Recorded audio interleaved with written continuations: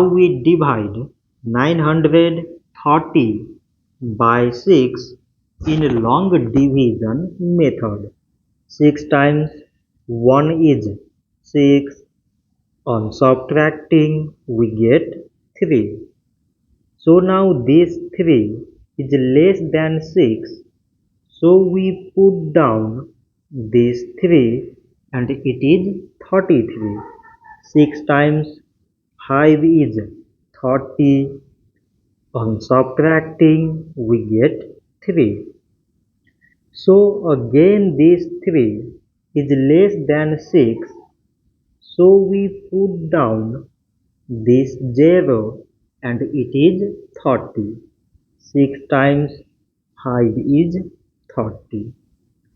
On subtracting we get 0. So 930 divided by 6 is 155. So this much for today and thanks for watching.